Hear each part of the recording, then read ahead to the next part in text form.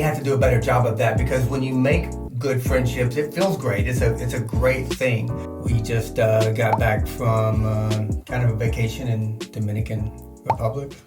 Yeah, kids had spring break, so we decided to not sit home. Mm-hmm. And took a trip to DR. Got burnt up. Well, not me, but mostly everybody else got burnt up in the sun. Made some new friends. That's good, right? You made new friends. Well, yeah, opened up myself to friendship, I guess. Yeah, somebody that I'm already friends with, pretty much. Made better friends, I guess, during this trip. But Justin met her husband. It's okay that we mention them, right? Yeah, sure. Are they the Pitmans or the Sidoras? Really? The Pitmans. So, yeah, I mean, I think this is good to kind of, as adults, it's hard to make friends. And a lot of that is me or you, the person.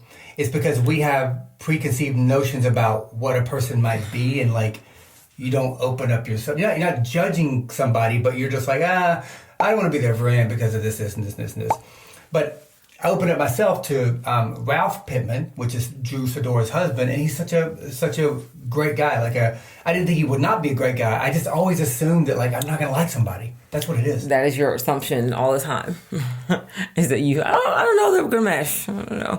Doesn't matter who it is. He didn't even have to see them know. He's like, I don't know. Yeah, I always, and I'm wondering, people out there, do you not make friends sometimes because you just look at somebody like, I'm not gonna like them? Look at somebody, or not even look. You didn't even know what Ralph looked like before you. Yeah. I'm saying anybody. That's how you are in general. That's what I said. It doesn't matter if you've seen them or not. If I'm like, hey, my friend's husband, I think you guys should meet. You're like, all right, yeah, sure, set that up.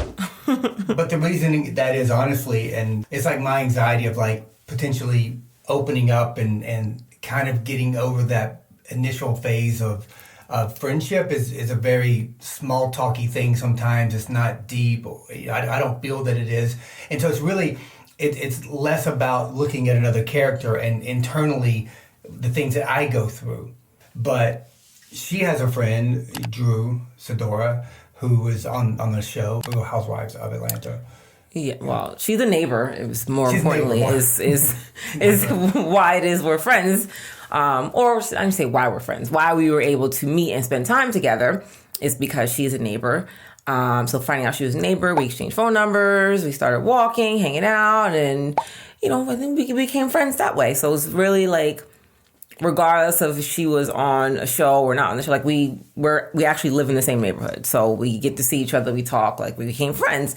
So I was saying to Justin, hey, let's have you meet her husband so that, we can have couple friends. She started mentioning this a few months ago. I'm like, yeah, whatever. And I'm just like, I didn't know who Ralph was. I never saw a picture. I didn't know it. So in my mind, I was just like, yeah, I'm not gonna like this guy. I'm not gonna like this person. So we arranged a dinner a couple weeks ago, and immediately I liked him. He was just a gentleman, well spoken. I realized he was funny. Right? I like this guy. He was actually funny. He was a funny person, and he had a really genuine demeanor. And I felt all this within 5 minutes, and I was like, oh, this is a good guy. This is a guy who is bright.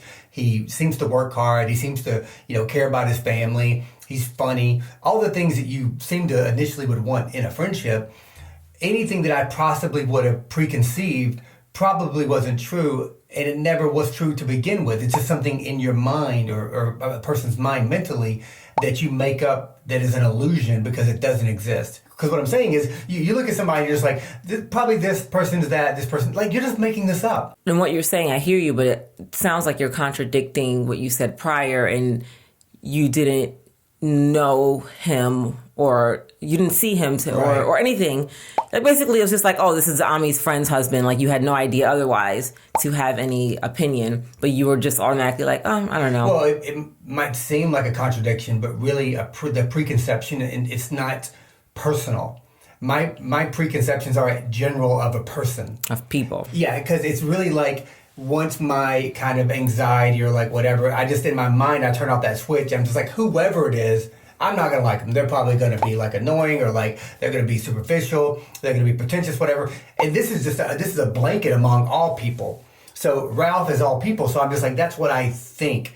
And I do have experience with that because in my life, I've met a lot of people that have disappointed me. They were pretentious, or they were, a lot of things that I don't stand for.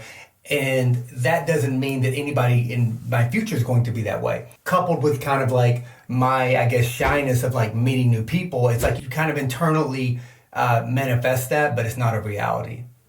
So it wasn't directly related to Ralph or anybody at all. It's just basically that's how I feel. But like I said, once again, when we sat down, I was just like, oh, this guy's like great. Like made me feel comfortable. Like it was great.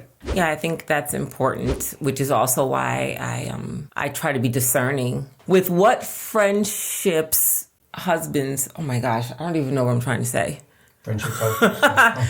With what friends, with husbands that I feel like you could make some type of connection, whether it be, oh, you guys are going to be great friends, or you guys are going to be, oh, it's cool, we can hang out, like when you guys hang out, oh, cool, we can do like whatever, something that's going to be like not a weird time for anybody involved. And it's also like today, we went to this place and I saw somebody that did work on our house like a year ago. And a year ago I said, this guy's cool, I could hang out with him, like a genuine guy and like very athletic, and we're both into sports. We had that conversation and I saw him today and we immediately had the same like, hey, good to see you, and like, whatever. And I was just like, just love at first sight again. I was just like, well, why didn't I keep in touch with this person who tried to keep in touch with me? I have to do a better job of that, because when you make good friendships, it feels great. It's a great thing. For the most part, those people as well want to make good friendships too. And I've exactly agree and have said that and come to that conclusion like before. On my 40 by 40, this grand list that I had was one of the things was like, just be more receptive of friendship, but also be the one who takes the step forward in a friendship sometimes. You know what I mean? Because sometimes you need to be that person, or sometimes the other person needs that from you as well.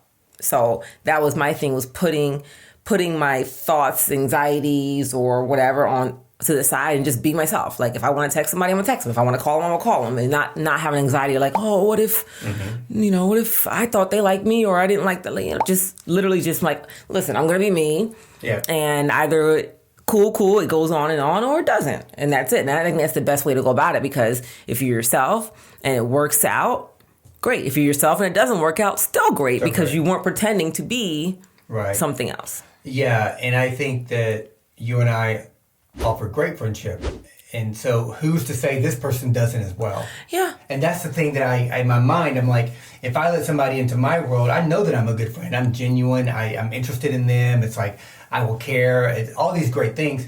And who's to say they're not as well? So I should not think they're not going to be that way, because I need that. We all can have more people care about us. Relationships. Nobody's ever said there's too many people who care about me. That's enough. Right? But we went to Dominican Republic and had a great time with the kids. The two families, yep. The Pitmans, Sedora family, and us. Just say Pitmans, babe. They're just the Pitmans. Sedora is her premarital name. But their kids had a great time with our kids, and Jersey made a friend, which was really good, but also bad in some parts, because Jersey was just like, I've seen the side of Jersey, I'm like, he's acting kind of wild, because the other kid he's got boy energy, I'll just put it that way, not wild. And Jersey has boy energy, but he's very reserved around other people. But he was letting it out. Like I was like, well, what's going on here, Jersey? So it was great with the kids. Like they had a great time with each other, and like we had a great, time with another couple, and it was good. Someone once told me, and now I truly, truly believe it to be true, that one of the best ways to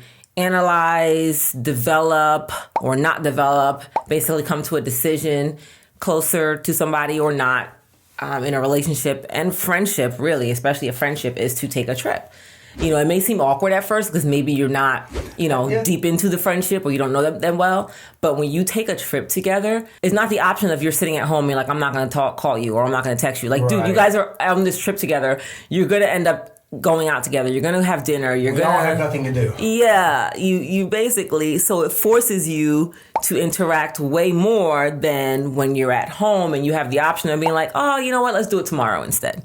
I can see that, because if you go on a trip with someone, like I said, you both got nothing to do. You both want things to do, and you both want to enjoy it. Yep. Meaning comfort of food, spa, whatever beaches, whatever it is, everyone wants that. And so that's a very communal thing. Yeah, and you can't put it off. So at home, you could totally put it off. Like, I know we're supposed to go do this thing, but let's do tomorrow or next week or whatever. You know, like you got to do it while you're there. Yeah. So really, it's like a hazing.